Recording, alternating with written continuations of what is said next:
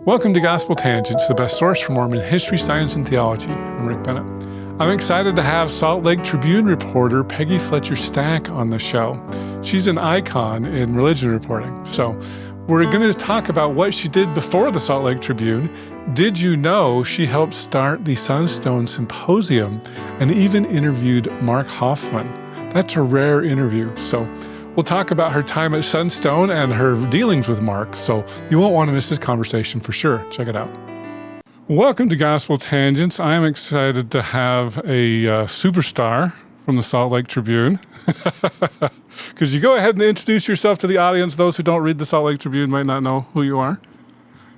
Peggy Fletcher Stack, senior religion reporter at the Salt Lake Tribune for just, 34 years. Just 34 years. And you're also a podcaster, too. Yes, we have a weekly podcast called Mormon Land, which we talk about topics that have to do with the Church of Jesus Christ of Latter-day Saints. We have guests, and it's fun. Yeah, I'm turning the tables on you, though. I'm asking you the questions, and you're answering them. Usually it's the other way around, right? Right, yeah. I know when I go on other podcasts, it's much easier and more comfortable to ask the questions than to answer them. Is that how you feel too? Well, I ask questions for a living. That's what I do. I don't answer questions for a living. So yes, it is easier to ask questions because that's my training and background and skill. Well, very good, very good. So as we get started here, one of the things that I've been really interested in, I guess it was about a year and a half ago, when you spoke at the SSSR conference. Can you talk about what is SSSR and why were you speaking there? Okay, SSSR is the Society for the Scientific Study of Religion, and it has a Mormon subgroup, if you will. I was invited to give a speech and talk about my career at the paper, sort of some of the topics I've addressed, if I've seen any trends in those 30 years or plus. So yeah, it was by invitation thing, and they asked me about 8 months in advance or something, so it gave me a chance to review my work and see if I did see some trends over those years. And then I gave the presentation. I can't remember when it was. You're right, it was maybe a year ago. Yeah, it was October, so it was probably a year and a half ago. Yeah. It was, they were meeting in Salt Lake. I guess they meet other different places every year, but this was the first time in a long time they had met in Salt Lake. So I was able to do it because I don't travel that much for speeches. I mean, the paper doesn't really pay for travel very much. So that's what it was at the Marriott in Salt Lake. Okay. Well, and it was a lot of fun. We're going to be talking about that. Since you mentioned travel, you said you don't travel much, but you just got back from Kenya. Can you talk a little bit about that? Well, I meant to say the paper doesn't pay my way very much anymore, but I was part of a group called the International Association of Religion Journalists, which we founded in 2012. And now I'm the executive director of it. We have about 800 religion reporters around the world. And we try to host a conference every year or every other year, as often as we can.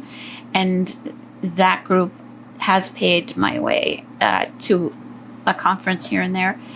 And we had the conference in Nairobi, Kenya. It was fabulous. 2 days of about 40 journalists talking about religion reporting in East Africa. And that's why I went there. Well, and it seems like you said that you were there as a newlywed or something. Am I right on that? My husband and I, we got married in 1985. In 1986, we took our wedding money and moved to Kenya to do freelance writing. And he's a photographer, so we haven't been back since 1986. So I was excited that the conference was being held there. to see how it's changed since we lived there quite a bit. Obviously, the city, So 40 years, right? yeah, almost 40 years. The city, the place where we lived, is torn down, and but the area is really built up now. A lot of malls and stuff like that. But we also went and visited. We went to the bush and saw some schools and villages, and that hasn't changed at all, which is kind of amazing. I'll be writing about that, so I'm not going to tell you about it. Oh, but we did do some reporting while we were there for the Tribune, which I hope to have in the paper within the next week or so. okay. Well, very good. We'll look forward to that. But the conference was terrific. I mean, when we went originally, we collaborated with the Aga Khan University, which is a kind of Muslim university, and then a foundation out of South Africa. And neither of them had really ever heard of religion reporting. And like I said, we had about 40 reporters talking about the value of religion as a beat. And by the end of our 2-day conference, we had convinced these folks that they should make it a beat. They should talk about it in their curriculum, and they should help train reporters to cover religion as a bona fide beat, which they didn't have before. So we take that as a big success. Yeah, well, very good. So you said you were basically a freelancer in Kenya, but why Kenya? We wanted to move to Africa, and it was English speaking. We didn't want to learn a language. So, and it was pretty stable back then. I mean, it's been up and down stability wise, but yeah, we loved going there and seeing what was going on. We looked into the war in South Sudan. We went to Tanzania. We did stories kind of all over. That's pretty interesting. So is this like UPI, AP, something like this, or was this with the Tribune? To be honest, we didn't sell a lot of stories, but we did work on them. It was more of an adventure, is that, than a job? In some ways. I mean, originally we had thought maybe we would do volunteer work, but the truth is there wasn't a lot of demand for journalists, and we don't really have skills. Like we're not doctors, we're not engineers, we're not architects, we're not philanthropists. We were just young, student kind of people. And so then we thought, well, I guess we'll just do freelance writing, which is gave us a reason to travel around and interview people and learn about it. And that's what we did. So who did you sell your stories to then? Oh, I said we don't really sell a lot of stories. Well, somebody had to buy one or two, right? I think we sold one to AP. I'm not sure about that. Anyway. Okay. Well, very good. Well, if we can even jump back farther in time, I don't want to. You were involved with Sunstone. In fact, weren't you the originator of the Sunstone Symposium? I was involved with Sunstone magazine. I was invited to participate by the guy whose idea it was, Scott Kenny, as an undergraduate student at the U, and I ended up before I got married, I ended up being the editor for a couple of years. But yeah, the symposium was kind of my idea because, as young people, we didn't have a lot of stuff to publish. We thought Dialogue kind of had a corner. Dialogue, a Journal of Mormon Thought, had kind of a corner on the academic writing, the sort of, as you would say, grown-up writing. Sunstone perceived itself as younger, student-ish. And so I had this idea that, well, let's hold a symposium conference, invite people to speak, and then they'll put together presentations and I'll have something to publish. And then I thought, well, if nobody comes, we'll never do this again, And people were skeptical. People on the Sunstone staff or board or whatever just thought, who are we? We're just kids, And But it turned out to be a good thing, and a lot of people came, and then it became annual, and then it grew and grew and grew, and yeah. So This was back in the 1970s. Am I right on that? no, well, it might have started in, I want to say 79 or Okay. 80. It flourished in the early 80s. I would say. So yeah, I think maybe 79 might have been the first one, but certainly 1980. Okay. Did you imagine that it would still be going in 2025? You know, when you're a kid, you're just like, will I be alive in 2020? You know what I mean? It's like you don't think about anything like that, but I have to say it's pretty impressive that's still going. So it must have tapped something in the culture in the church that, you know, it's still there. And Sunstone Magazine as well. Yeah. So there were days and months and years where we didn't think it would last till the next year. You know, we were always I struggling. think they're still wondering that. We were always struggling financially to raise money, and, you know. But it lasted. It has lasted. So that's makes me feel good. Yeah, for sure. And you started it all. Well, I didn't start the magazine. It was my idea to do the symposium. That's right. It does seem like the symposium is almost more important than the magazine now, though. Would you agree with that or no? You know, I don't have an opinion about that. Okay. All right.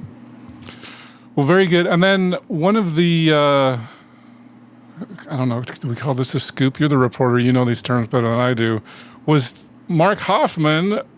He was the one, he presented a lot of his findings at Sunstone. Can you talk a little bit about that? He actually didn't present very many findings. His findings were discussed at Sunstone. And I did do the only print interview with Mark that he ever gave. He presented his stuff to small groups or the church or something like that, but he himself wasn't a big public figure in that way, but everybody else talked about it. And you probably know my connection to Mark Hofmann's bombings, right? No, let's dive into that. Maybe we do, but my audience probably doesn't. So, okay, so I knew Mark. I interviewed him. He'd been in our office many times. As I said, I did that print interview, which was a simply Q&A format, question and answer format. And now I read it and I'm like, oh my gosh, he's lying in this whole interview. And it never occurred to me to say, oh, really, Mark, give me some evidence or something. I never did that. I just said, oh. And I kind of offered him a chance to give his roadmap of what he was planning to forge.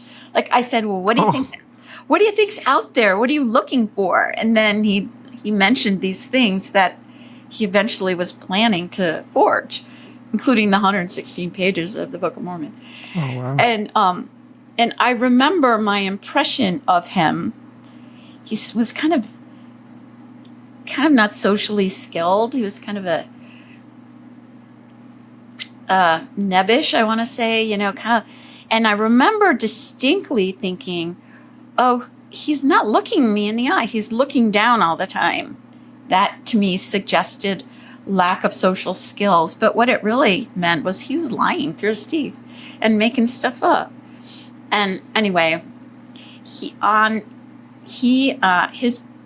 bombings happened on the same day as my wedding. Oh, I didn't know that. Wow. I got married October 12th, 1985. My husband also worked at Sunstone. We met there.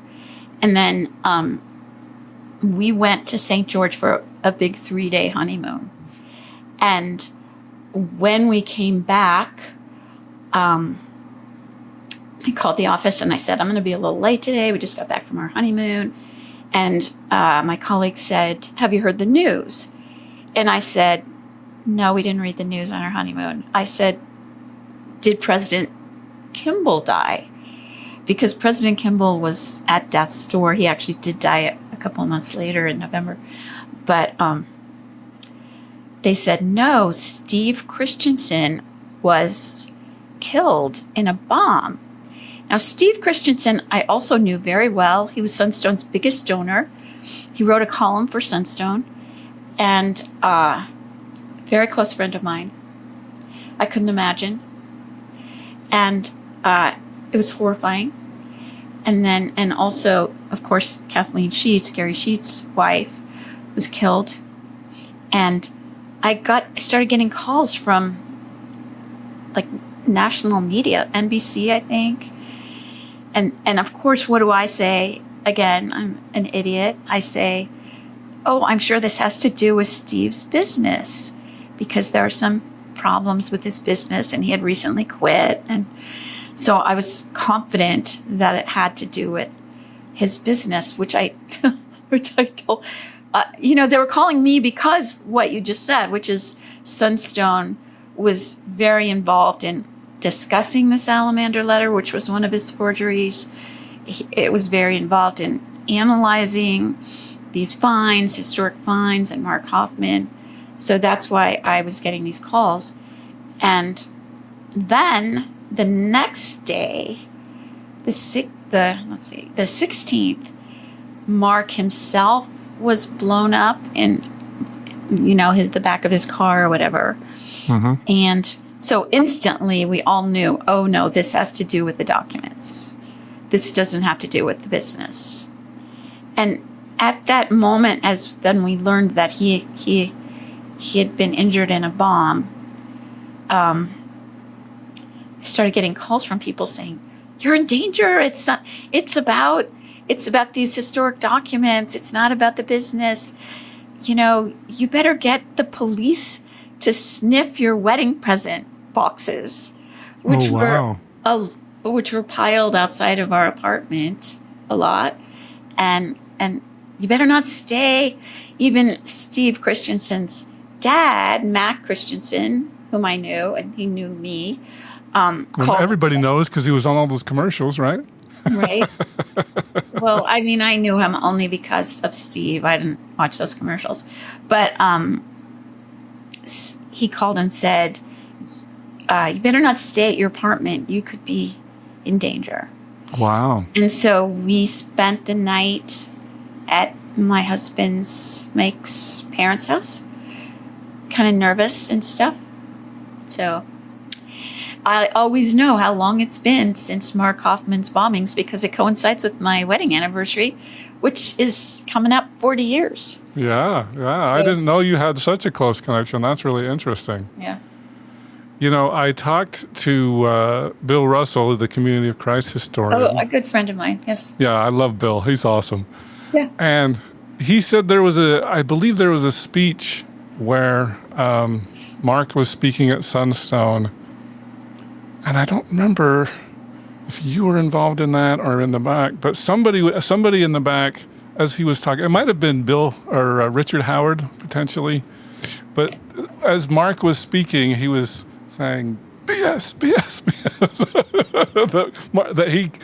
A lot of stuff Mark was saying wasn't true. Were you part of that story, or do you remember that? No. My memory of such an episode like that was at the Mormon History Association meetings, not at Sunstone. I said, I don't remember him speaking at Sunstone, but I could be wrong about that. But that episode where Richard Howard said that's not true, I believe was at Mormon History Association. Oh, it was. Okay. But I could be wrong, and so could, Bill could be wrong. We're talking 40 years ago. Right. And so there, as I said, there was a lot of buzz about him, and obviously, people knew that he was playing the LDS Church against our LDS Church, and Richard Howard being associated. He was trying to sell his items maybe more than once. Even he was trying to get a better deal. Anyway. So the Peggy Fletcher Stack today if you could transport with all your knowledge and reporter training and everything back to, say, 1985, 1984, when you were dealing with Mark, what would you have done differently? I think, yeah. Well, listen, I don't blame myself for not knowing he was lying, because neither did Gordon Hinckley. Right. I mean, and I wasn't really a trained journalist back then either. But there were lots of people raising questions about why it was that he kept finding stuff. And his answer was always, well, I'm the only one looking. Other people are not looking, which is why I'm finding so much stuff. But I guess I would have, knowing what I know, I mean, the skills I have now, I probably would have pushed harder to try to ask him about provenance and about how, because some of his finds seemed a little far-fetched.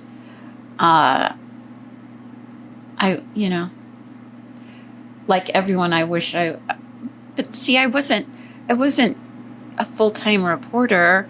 I didn't have the investigative connections or skills to pursue everything. And I think even today, there's still people finding out stuff beyond Mormonism that he forged in arenas. Emily Dickinson poem, I know. Yeah, so I'm not going to be too hard on my young self. Other than when I read that interview, I think, oh, why didn't I push him a little bit more? But, I think there's even today, there's a lot of trust. You trust people that have reputations, and we're often surprised by people that are dishonest. Maybe not in today's world. Seems like there's more people who are straightforwardly dishonest, but anyway, back then I guess I was pretty trusting. Very good. I hope you enjoyed our conversation with Peggy Fletcher Stack from the Salt Lake Tribune. In our next conversation, we're going to find out how she started at the Tribune with just a summer internship. But Pat said, well, just go in and apply. So what the heck? I did. I told Jay, never written for a daily paper.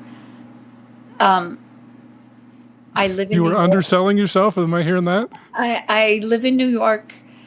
But I speak Mormon, as I did Sunstone, and I know all these other faiths because I worked all these different places in New York.